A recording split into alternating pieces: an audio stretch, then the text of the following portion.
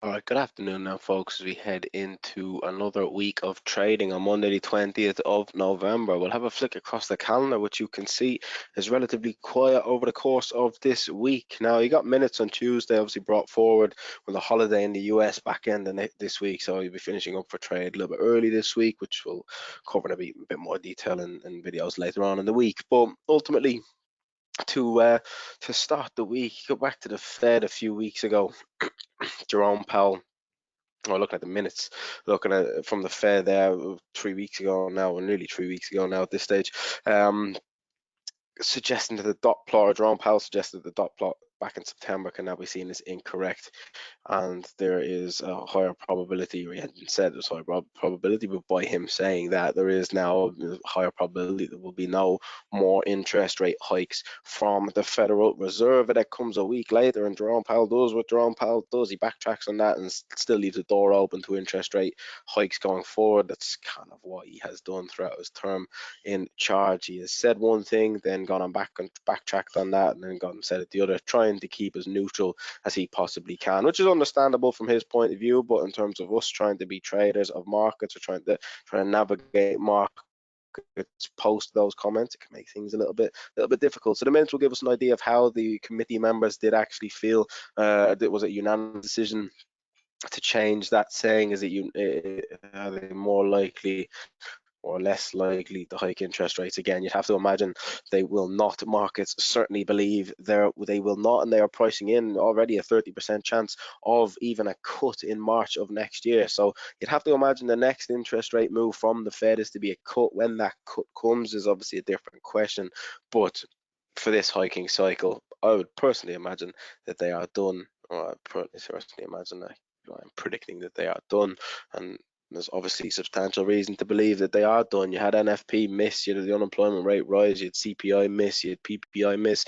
They're all figures that do not suggest another hike is warranted from the central bank. So let's see if the minutes do give us some sort of a further indication as to that happening. Mentioned in last week's video, selling dollars probably the way to go going forward. The RBA meeting minutes, they did hike interest rates at Michelle Bullock's not her second meeting, but did come in and go and hike rates again in order to cool down inflation, which was not being cooled down in the way that they had initially hoped for.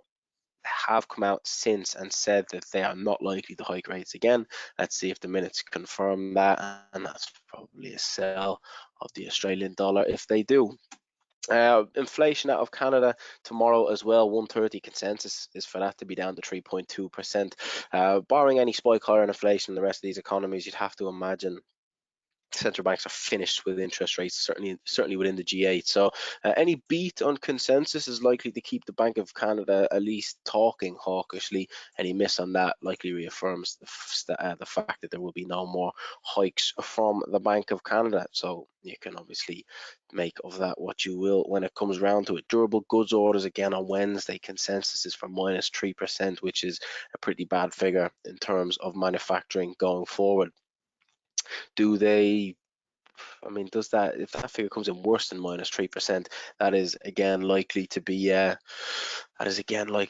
further sell of US dollars, which is the high impact data from the US over the course of this week. Manufacturing PMIs from Germany on Thursday improved last month, is likely to improve this month, and if that pushes higher again and beats consensus, it is again, it's still below 50, but the numbers are picking up, the numbers are improving, and that is likely to cause a fresh wave of downside, or upside should I say, for euro dollar, which is likely to contribute to some downside in the US dollar. So if we get the economic data working in our favor, it should open up some good trading conditions across FX this week. You'd be looking for a miss on durable goods orders and a beat on manufacturing PMI. If you can, the business climate in Germany expected to tick up against below 100, so it's not positive, but not from 86.9 to 87.5. Maybe things picking up slightly in Germany, which obviously is Europe's largest economy. We do have the UK autumn statement, which is the budget statement for the last one of the year from from Jeremy Hunt, so we will get that a little bit later on in the week, but we'll cross that bridge as and when it comes to it. But fresh dollar selling in today's session so far. You can see the Aussie bid overnight, Kiwi bid overnight, Euro dollar cable slightly higher overnight, dollar Swiss lower overnight, dollar CAD was lower, although has popped higher slightly just in recent trade. Dollar yen continues its move to the downside, and so does the dollar index. So the call from last week that selling dollars is still on seems to be playing out as of now, except a bit of downside in your Aussie and Kiwi over the course of this session so far. Still sideways in your S&P, your Dow Jones, your Nasdaq, and your Russell. The Nasdaq looking like it wants to make an attempt higher. A little bit of a pullback across the DAX and the Euro stocks, but solid upside across stocks, and the trend is clear in stocks globally. You can see just on the open, solid upside in the Nasdaq, S&P, the Dow Jones, Russell not kind of doing its own thing over there, but certainly your S&P, your Dow Jones, your Nasdaq giving you some solid upside today's session so far. Yields, you'd probably expect them to continue lower, albeit chopping sideways, not doing too much now, but in line, that would be in line with them. In line with the bias from last week. CFDs on WTI crude oil. I don't know why I'm saying the whole ticker, but oil higher back end of Friday and overnight so far into today's session. Solid move higher in the price of oil. OPEC meeting on Sunday, this coming Sunday, so 6 days time. 3 separate members, unnamed members cited by Reuters, but 3 unnamed members from the cartel suggest that further cuts to production will probably be discussed on Sunday due to a lack of demand, building supply. Obviously, that has been the driving force of oil downside.